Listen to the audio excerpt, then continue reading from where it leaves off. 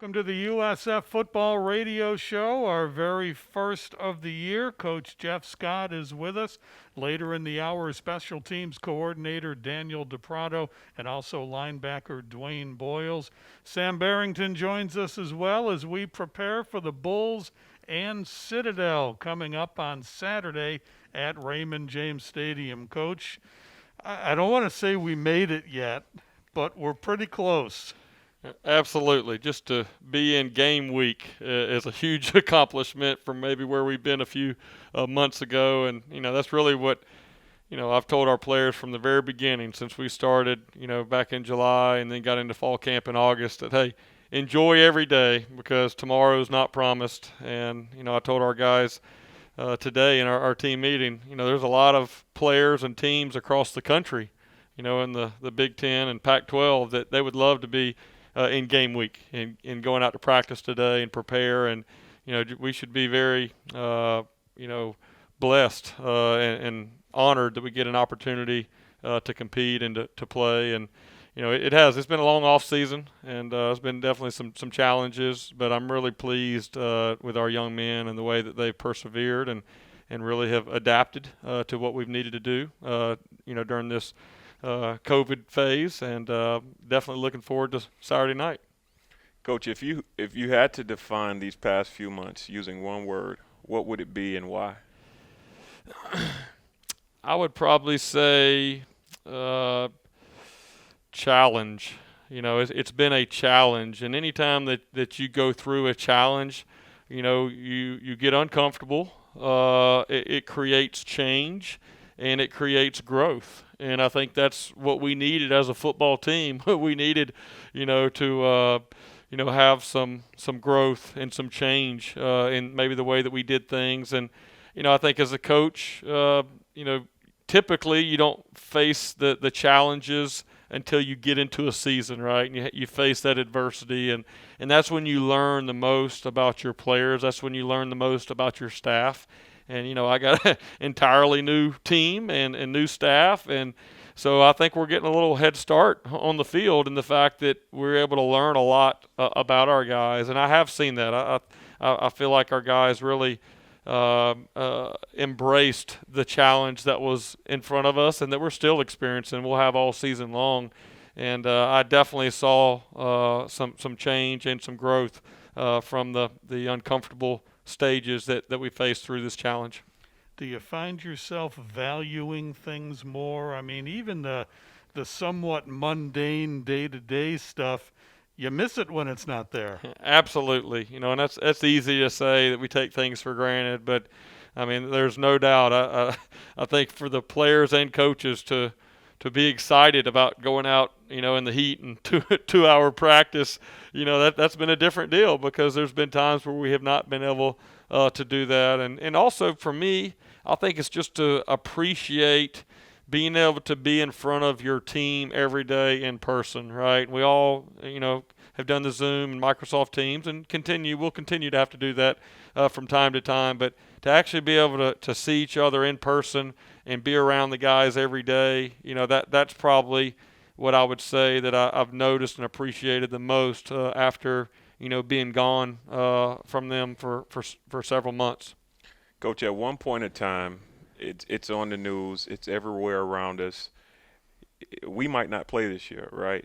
Talk about what the feeling for Jeff Scott was knowing that you got an opportunity in your first year with a program to not play. So from the time where you found out there was a possibility that we might not have football to the time where you found out, okay, we're going to move forward, we're going to get an opportunity. What was that window like for you? Yeah, for me, I go back to March the 10th was the day of our one and only spring practice. And, we kind of got word about midway through that practice that something was going on around the country. And, we made an announcement to our guys that, hey, just kind of, stay close. We're going to figure out what's going on.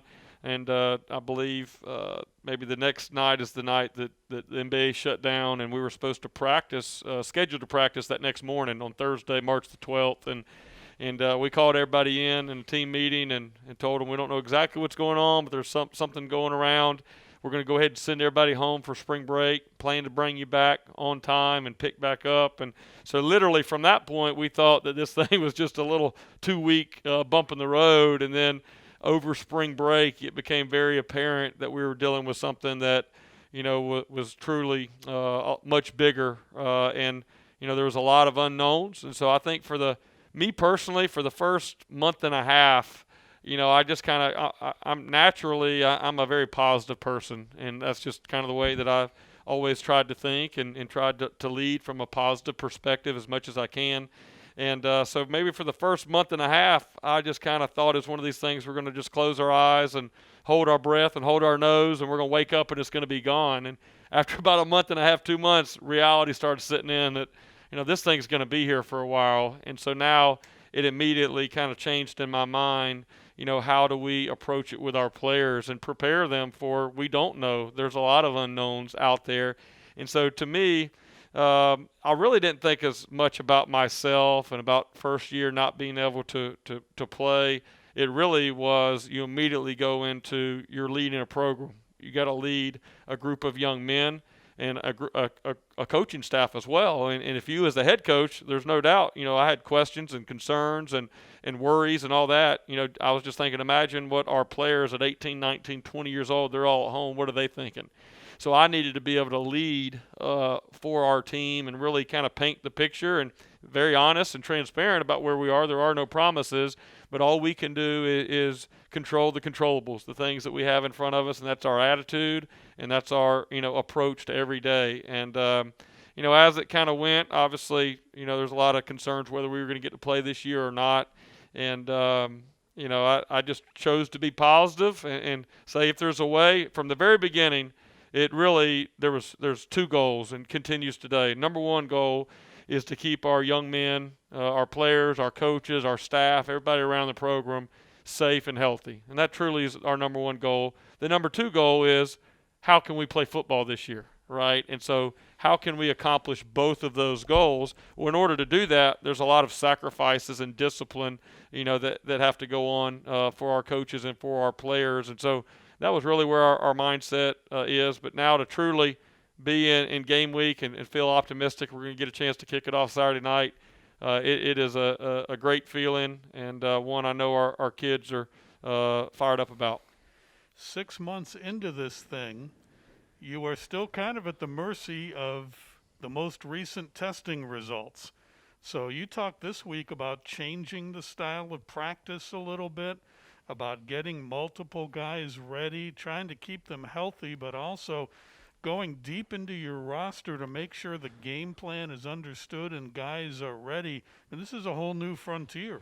Yeah, it really is. And, that was one thing that helped me. I called Coach Sweeney at Clemson for some advice about a month ago. I said, hey, you had 12 years to prepare me to be a head coach, and now I'm dealing with things you never talked about, right? And, his message to me is, hey, this is new for everybody. And so, don't feel just because you're a first-year head coach that you're the only one going through this. Guys like Coach Sweeney and Coach Saban, people all over the country are trying to figure this out. And, again, it goes back to the number 1 goal, keeping our guys safe and healthy. So in order to do that, we have to test. We're going to test 3 times a week, and that's very important.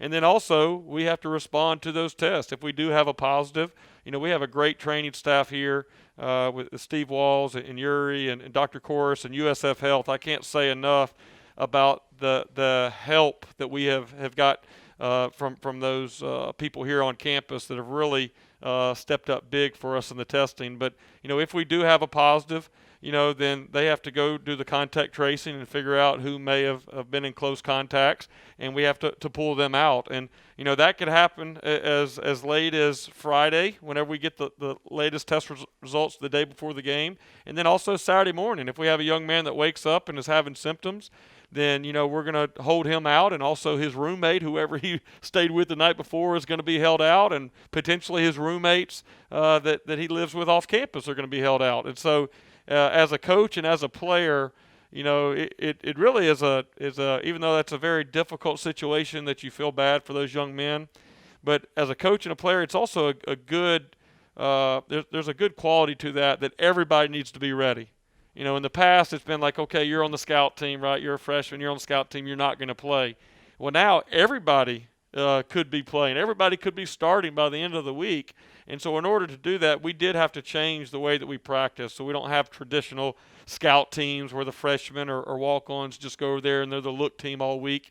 We're doing working it good on good with each other.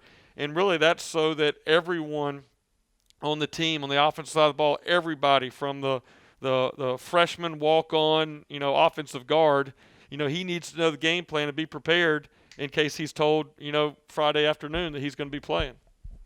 So a lot to think about as the Bulls get ready for Citadel. We'll have a lot of information on that matchup in our next segment, the USF Football Radio Show on the USF Football Radio Network, presented by Marathon. Welcome back to USF Football Radio Show. This is available this year also on the USF Football Facebook page and on the USF Football playlist on YouTube. So a little video as well as we get set for the Bulls and Citadel, Raymond James Stadium, Saturday night.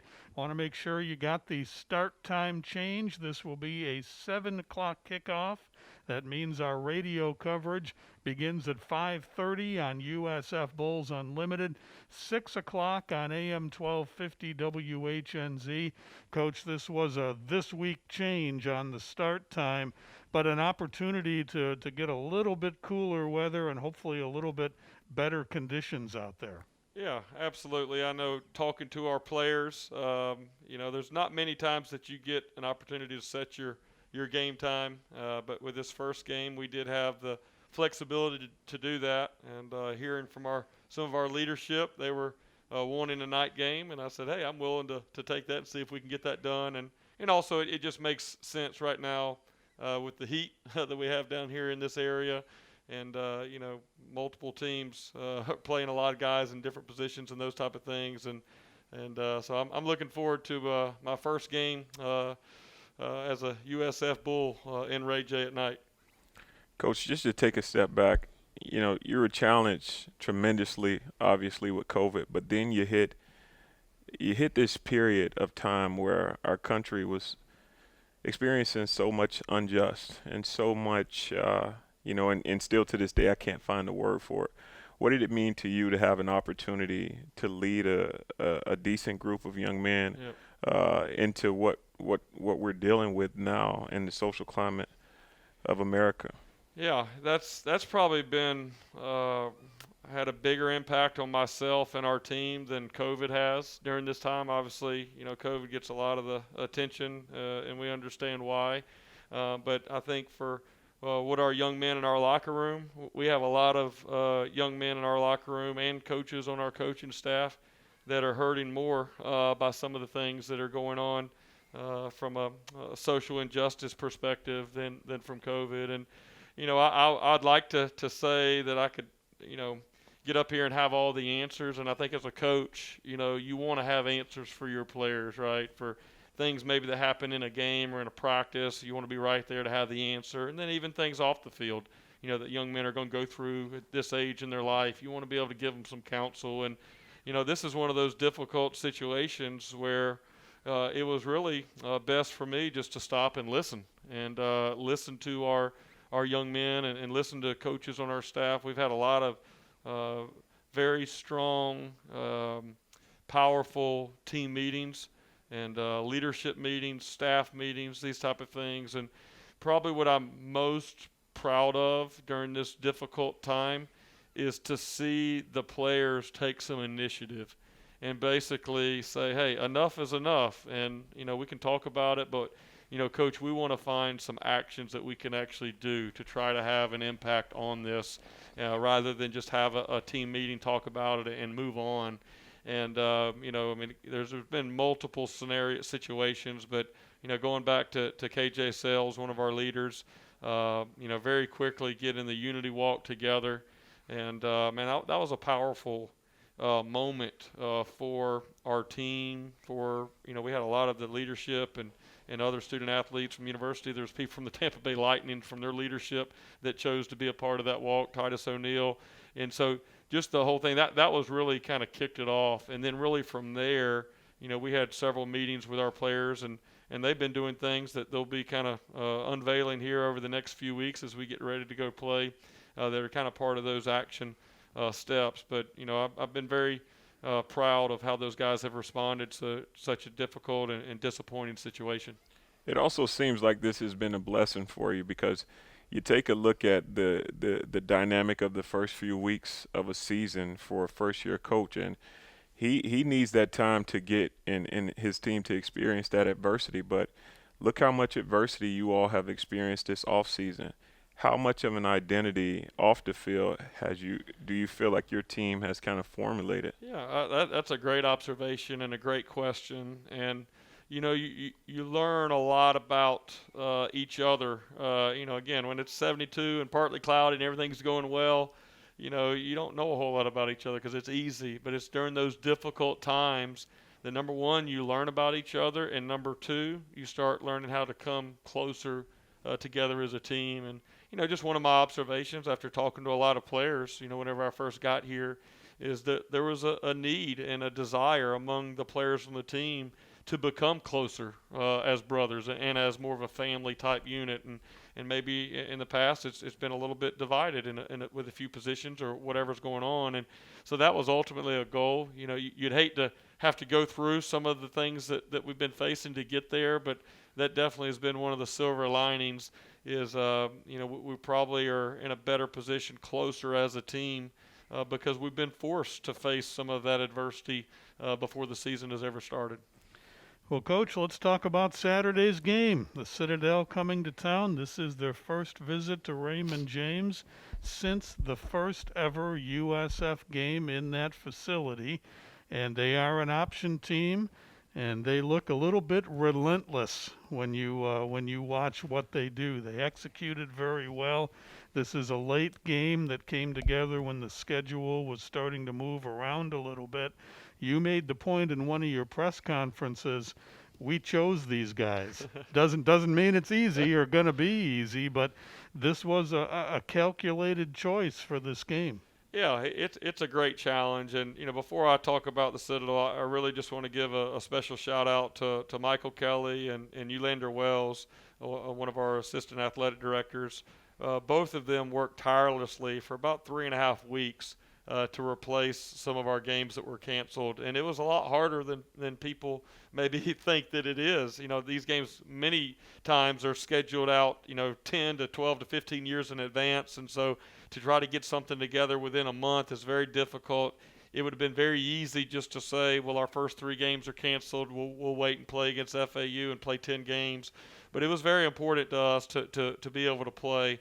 And, trying to figure out the first game, the first opponent, there probably was about 10 or 11 opponents that I thought that it may be them along the way. And it just kind of worked its way. For some reason, the option teams were the ones that were left standing.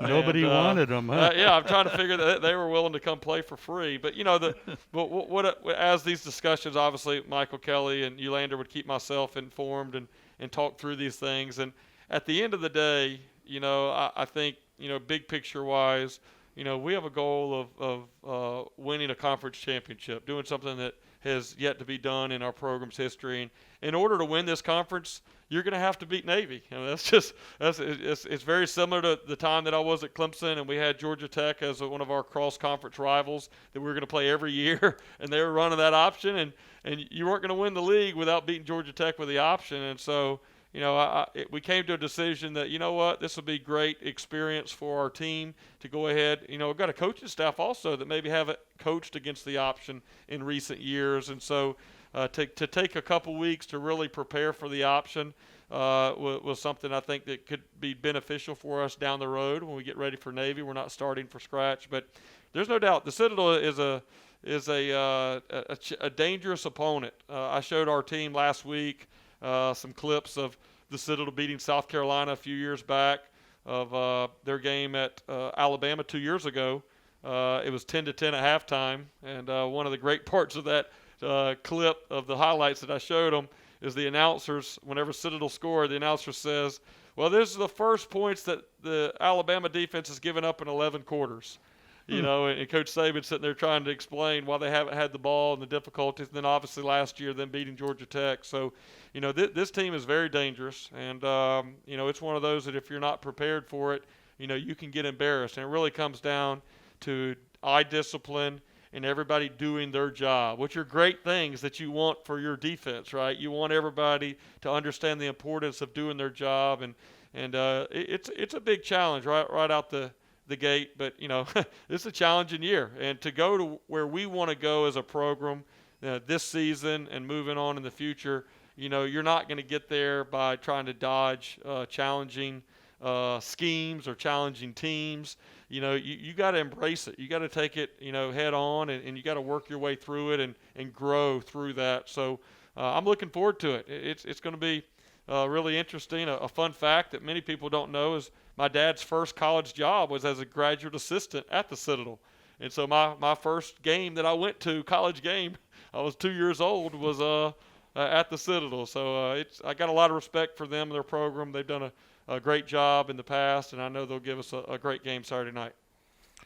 Coach, one of the things that I've seen, right, for first year head coaches, a lot of guys have to come in, especially when you take over a program that wasn't great the previous year. You see coaches have to come in and clean house, and next thing you know, the roster is 15 guys shorter than it was the year before, right? What did you do? And obviously you didn't have the leisure of getting rid of a lot of guys because you had to keep your roster beefed up to kind of compensate for what COVID is doing. But what did you do to make sure, and how did you retain so many guys on a roster that had a bad culture when you got in? I don't want to necessarily say bad, but you get where I'm going. Well, I think for me coming in, there was a lot of unknown, right? The only thing I knew was the record. I didn't go back and watch any games, and I really wasn't real interested in anything that happened in the past. But, what our goal was as a staff was really to set the standard. Like, hey, this is the standard. This is the expectation.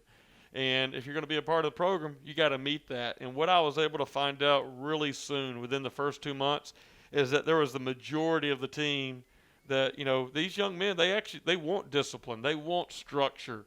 They know that they need it, and it helps them be their best. And so I've been very pleased.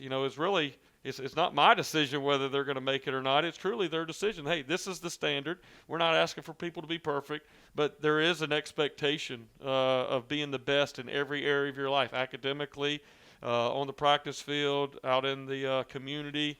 Everything that you do, there's an expectation. And I've been very, very pleased that the great majority of our team has really exceeded that and met that. And that's given me a lot of optimism going into the season. No fans Saturday night. How are you preparing for that? Yeah, I told Glenn Spencer, our defensive coordinator, I said, if we can't stop the option, the only good news is there's nobody here to boo you, right? So it's only the people watching it from home. But, obviously, I'm disappointed in that, number one. I'm really want our fans to be able to be there. But, again, it's kind of what we have to do to take the proper precaution and all that. And I'm very optimistic that we're going to, have our fans back whenever we get back for East Carolina on October the 10th. But, I think for us, it's just kind of starting at the ground level, right? With this new team, new staff and everything, we're kind of starting with the stands empty. And then hopefully if we do our job and win some games and put an exciting product on the field, that those stands will continue to fill up here this year and in the years to come. Coach, thanks. Next week we'll be looking back at Citadel and anticipating a trip to South Bend. A lot going on. Congratulations on making it this far. I know it hasn't been easy. We'll see you out there Saturday night. Great. Thank you. Thank you, Appreciate it. Coach. Head coach Jeff Scott, stay with us. Special teams coordinator Daniel DePrato is coming up. Also linebacker Dwayne Boyles, the USF Football Radio Network, presented by Marathon. Welcome back to USF Football Radio Show. Bulls and Citadel Saturday. And don't forget, this has been moved to an evening game. It'll be a 7 p.m. kickoff. Radio coverage at 5:30 on USF Bulls Unlimited. 6 o'clock on AM 1250 WHNZ. And the TV coverage, ESPN Plus for this one, Saturday night at 7, the Bulls and Citadel. And special teams will be ready. Daniel DePrado joining us. Coach, thanks for taking time. Appreciate it. Thanks for having me. You excited? This hasn't been the easiest climb to get to game one. Hey, we're here. That's all that matters. And, yeah, we're excited about it. And good thing we still got 4 more days, though, to prepare. So we still got work to do, and we're excited about getting ready for it. Coach, you know, a guy comes into college, and no guy comes into college aside from the kickers, the long snapper, and the special and the punter saying, you know what, man, I'm just going to be the best special teams player ever. How do you get those guys over to your room and get them to have a morale whereas they have pride in their work as a special teams guy? Yeah, I'd say the other thing is every single kid on the team thinks they're a returner. Yeah. Every single one of them thinks they're a returner. So, no, we've got some great skill players that will add value as returners. But I think it's I think it's something that you establish how I live my life every day. And it's kind of walking that line of, man, that guy's kind of crazy. Well, I got to kind of push that, and it's a mentality that we create.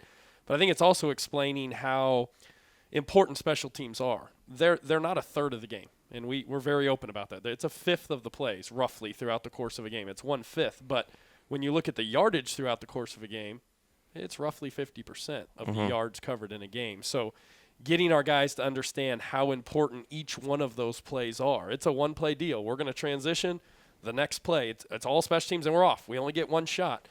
So getting them to understand that mentality and then getting everybody, offense and defensive players, involved in it to understand how much we can help and impact the game in those areas. So you said 50%. Let's elaborate on the quantitative data that goes into special teams. Do you get guys to understand how much data supports special teams importance? Yeah, absolutely. So we actually show them the number of plays throughout, just an average, go through the previous year, give them the average number of plays on offense, defense, and then special teams, and show, hey, it's roughly 1/5. And look at, how many plays that is. And then you show the yardage when you look at how many yards are covered in offense and how many yards are covered in defense. And then you look at the kicking game. Awesome. And all of a sudden, kickoff and kickoff return, just when the ball's kicked, there's 65 yards of field position. And we work so hard to gain yardage on offense and defense, and all of a sudden, those are huge plays. And when we can put one of our best players with the ball and somebody with a huge gap in front of them on offense, that's what we try and do. Try and get our best players the ball in space. Yeah. Well, we get to do that on teams. And that's how we're going to start the season. We're either going to kick off or kick off return, first one of the year. We better be able to cover it, and if we get a chance on return, we better be able to get a good return. Awesome. How are you deploying your personnel because of COVID? Has it changed? I think about those kickoff returns and punt returns. You're trying to fill every lane, and one guy that's not there, and everything changes. It's got to be really difficult with a juggling cast of characters. Yeah, and I think first of all, I'd like to say we kind of implement it holistically and get everybody involved, and they can all see it. And the way we meet, we're in the Yingling, and it's big, and everybody's there, and they can all get some mental reps, and then obviously as many of the actual on the field reps that we can get. But everyone's got to be on deck and be ready to go. And we've tried to, throughout fall camp, get as many people ready as possible. And at the end of the day, whoever's available to play, we're going to have them ready. Awesome. So you've been a few places, Sacramento State, Montana State, Colorado. But my question is, what stop or what experience, what coach, what game, what year do you feel like influenced the mentality that you have as a special teams coach? So I guess it all started, I was a quarterback. I played quarterback, and I got into it like most and said, hey, I'm going to be a quarterback coach and run offenses and do all that. And I was working for a gentleman who was the head coach, offensive coordinator, quarterback coach. Well, I did that for about 3 years, and I was like, well, that's probably not going to change, because if he goes, I'm probably going too. So he ended up offering me the special teams job, and what I realized was that I got to coach the whole team. All of a sudden, I had a relationship with a backup linebacker and a backup tight end and a starting safety and a defensive end that we used on other things. So next thing you know, I was coaching the whole team. And what it was for me is that I was able to impact more young men.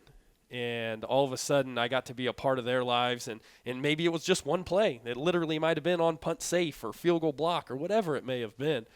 But that's when it changed. And for the last 11 years, I've been doing special teams and had a chance to impact the entire team and meet with the whole team, and it's been phenomenal. And since then, I've loved it. Daniel DePrado is with us, special teams coordinator. I got to ask you what the month of March was like. You're new to your job. Practice gets shut down. You become a dad. And take me through that month. There was a little bit going on that month. My daughter was born. Adrena was born on March 2nd. Turned right back around, and we were doing we had some morning workouts. Came back, got to the morning workout, was going. And then next thing you know, it got shut down. And I got to be a dad and be at home and help. And as everything transpired, it was incredible to be a part to help my wife, because to this day, we took pictures the other day. No one has held my daughter besides my wife and I. She just turned 6 months old. So to be a part of that part was incredible. And then to work through some of the challenges as far as meeting virtually and doing some of those things, it's just it's a hurdle along the way that I've always heard that you gotta no obstacles along the way. It's probably not going to work out in the end the way you want. There's going to be some struggles, and we got to work for it and find a way to be successful in the end, and I think we've done that. You talk about being able to impact young men, and then you're talking about being a new father in the midst of everything that's going on in our world right now. What character trait are you constantly reminding guys to stay cognizant of in today's world? Belief. Awesome. Belief in themselves, number one. Belief in what we're doing, belief in the people next to them, belief in your teammates, belief in the locker room, belief in anything that we're implementing as a staff, as a program, anything that we're doing, believing in those things in the guy next to you, and we're gonna find a way to be successful. What appealed to you about this opportunity? You were at Arkansas last year, and moving to USF to Tampa, being part of Coach Scott's staff. So I had some very close relationships with people that were close to Coach Scott. I didn't personally know Coach Scott, but I had a couple people reach out to me and said, hey, there's a possible chance you're going to get a phone call. You need to take this call. And the reputation that he's created over the years, I had some people that reached out to me and said, hey, you need to look into this one. It just happened to be in one of the most beautiful cities in the world, in Tampa, Florida. That's just a bonus. But how he has carried himself throughout his career and the things that he's established and the relationship that he has across the country is what drew me to this situation. Coach, what and I think I'm biased. I know this answer, but what meeting room, what position group do you try to stay very close to make sure that coach is funneling his guys over to the special teams meeting room? Yeah, so I meet with the safeties, and I meet with the defensive back, so I help in that area as well with Coach Neighbors, and that's an area where we have some depth, and you got to be able to cover. You got to cover punts, you got to cover kicks. Those are the ones that we've got to be able to be successful at. So I'm in there, and I help with those guys and form a relationship. And then obviously we've got skill. So you just told me about your bias. There's another position I'm waiting here. Well, staying on the coverage units, we'll go right back in the linebacker room and do that. Thank you, sir. But yeah, the linebackers. Took him a while, but he got there. So that's okay. The linebackers got to be able to be a huge part of special teams, 100%, because of both the speed and physicality. And we have that in that room. We've got guys that can run, and then we got guys that are physical, so they can help us in a lot of areas with shedding blocks, with setting edges, and then being able to play in space, which is something they do. Coach, a couple minutes after 7 o'clock on Saturday night, the ball's going to be in the air. Your guys, whether it's Bulls kicking off or receiving, your guys are going to be out there. What's going to go through your mind at that point? I'll be honest, at that point, it's pretty relaxed. You're on remote control at that point, it's out of my hands. Our guys will be ready. They'll be excited. We'll be confident. We'll be believing in what's going on. And at that point, it's time to go play. It's my job to get them in a position to where they're confident, to where they're just reacting. We don't need to be thinking once the play's going on. It's time to react. And that's what we've been working on, is playing with great speed. And that's something we've got. We've got speed. We've got to get that speed going in the right direction. And once it's going in the right direction, then we're just going to read and react. And we're going to play fast and then have some fun. Of course, there'll be things we need to make adjustments during the game. But once the game's going on, it's have some fun and play fast. Coach, I know the head coach usually decides this based upon the strength and weaknesses of the offensive, defensive units of the opposing team. Mhm. But if you, as a special teams coach, had the I won't necessarily say authority, but leisure to make the decision whether you were going to kick the ball off or receive it, with no bias depending on personnel, what would you do and why? Very good question. Honestly, I think we'd kick off. I think if you can get a team that can kick off now with the new rules, if they waive fair catch, it is what it is. But kick off, get a 3 and out, and then all of a sudden put your punt block unit out there, and then it's all fair game. So you can get 2 of them right away. If you go kickoff return and you don't put it in the end zone, which is the goal, don't get me wrong, well, we want our offense to get down the field and take their time and go score. So trying to double dip and get 2 units of special teams out there quickly. But at the end of the day, flip a coin, we're going out no matter what. So I'm fired up. Understood. Special teams coordinator Daniel DePrado. Coach, thanks. We'll see you out there Saturday. Appreciate you guys. Thank you very much for having me. Bulls and Citadel, Saturday night, 7 o'clock. Stay with us. Linebacker Dwayne Boyles is next on the USF Football Radio Network, presented by Marathon. Welcome back to the USF Football Radio Show. Bulls and Citadel, Raymond James Stadium on Saturday night. 3 in a row on the road after that, and then the Bulls are home October 10th against East Carolina. 2 guys who played linebacker and 1 guy who watched the other 2 play linebacker with Sam Barrington. Here is Dwayne Boyles, number 11, top tackler on the team last year, 12.5 tackles for loss, coming back for a big season. Are you excited? Yes, sir. Glad to be here. Glad to be back with my brothers. I'm ready to go to war for them. Dwayne, everybody will say it, he's not a very talkative guy, but you know what? You've been put in a position to not only lead the defense but lead this team. Talk about what type of leadership style you intend to carry, and what does it mean to be in a leadership position? Most importantly, I want to lead by example. Before I do any talking, before I do, say anything with my mouth, I want to lead by doing what I have to do. Then I want to step that up to using my voice more. So I've been learning about the leadership skills. So yeah. Who have you studied in the linebacker position to learn from and improve your game? Devin Bush. I've watched him since high school. 'Cause we went to the same high school, Flanagan High School. Been watching him for years now. I'm still watching him to this day while he's in the league.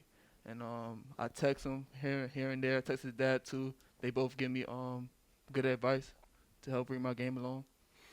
Now that's awesome. I take a look at guys who are coming out of college every year, and one of the things that I thought that stood out about Devin Bush as he was coming out of college, he looked NFL ready. Yes. He tackled with confidence. He uses his hands great, but he has great speed as well. He can play the run pretty well, and he can also be an asset in the pass defense, right? Yes. And look at him. He had an interception his first year in the NFL with the Pittsburgh Steelers. Yeah. You don't see a lot of guys that are doing that. And I think it's very interesting that you say that, because I see the same thing in your game. Not many guys can rush the quarterback, but then go line up on a tight end who's flexed out in the slot and play in the pass defense. What has contributed to your game? I mean, you take a look at what you did in high school, and then as you get into college, did you see yourself being this type of player, or what type of player did you see yourself being? Well, going back to high school, I wasn't as talented. I wasn't as fast. I wasn't athletically gifted and physically gifted, so I had to work for all that. And like everything through high school, like I started off playing nickelback, so that's how I learned how to cover. Then moved to linebacker, got physical there. Then my last 2 years of high school, I played D-line, so I learned how to rush the quarterback. So those years in high school, I think, got me ready for college, so I could basically learn how to do everything. So I could line up, cover a receiver, tight end, running back. I get down in the 5 tech, rush the passer. I could be in the box, ready to play the linebacker. So you're getting ready for this season. Everything going along normally. Your first practice is done in the month of March, and you don't get any more practices. And the question of when you're going to be able to come back, if you're going to be able to come back, what was that like? Did it change you? What did it feel like to have all that uncertainty for so long? At first, it was discouraging because I couldn't play spring ball, but then I had to think past that and think about the future, and I just wanted to be ready to come back with the full potential to play a season. So I stayed on myself, working out, being in the playbook while I was at home, hitting up old friends. We're going to the park, working out, doing whatever we got to do so I can get myself ready to play the season. Now I'm reading here you're on the 2020 Field Steel preseason All Conference third team, 2020 Athlon preseason All Conference third team. Is it pressure, right, when you're on these preseason lists? What type of do you feel the pressure of being on these lists but having to still go out and perform? No, because I feel like I still have a lot to prove. I still feel like I have a chip on my shoulder. I want to be big. I want to make it to the next level. So every time I take the field, there's no pressure. There's just me wanting to attack. That's it. You have a new defensive coordinator this year, and when new coaches come in, philosophies always change. Things are done a little differently. I'm sure the terminology changes a little bit as well. What kind of an adjustment has this been to get used to this new system? Um, like an adjustment. I wouldn't say there was really like a big adjustment. It would just be like the little things, cause Coach Scott, he's real precise on us doing the little things right. So just like between the little things, he want us to be 100% on those and make sure we're just doing everything right. This off season, you grew a lot, right? Obviously, you grew emotionally and mentally, but I'm talking about the physical growth. I mean, I look at the last game of the season last year, and I see this skinny guy walking off the field, and then I come out to spring practice earlier this year, and I see this massive guy. Looks like he's gotten a lot thicker, put on a lot of weight. Talk to me. Do you feel heavy? How do you feel? Do you feel great? And then what went into that process of bulking up, putting on that extra weight? I feel great with this weight on right now. I got used to it. At first, it was a little bit shaky because, I was like around 220 last year, but now gaining them 5-7 pounds to this year. I got used to it. And with that came with like a lot of work in the weight room, extra work in the weight room, like we talked before, putting in that work and eating more, make sure I have a scheduled eating time. Even in the early stages of the shutdown in spring, a lot of people realized when play resumed, the teams that were going to succeed were going to be teams that were filled with guys that got themselves ready, that kept working, that kept preparing, even with uncertainty about when the games would be. Do you think USF is one of those teams? I mean, I talked to a lot of guys that just never stopped when everything else shut down. Yeah, most definitely. I think we're at the top when it comes to that because we've been working in the summer like nonstop. We had the COVID test. Mr. Yuri, Mr. Steve, they do a great job with that, keeping us safe. And we know like we didn't have negatives for what it was like 3 weeks. So yeah, we did a good job with that. And yeah, I see ourselves as one of the top teams with taking care of the COVID situation.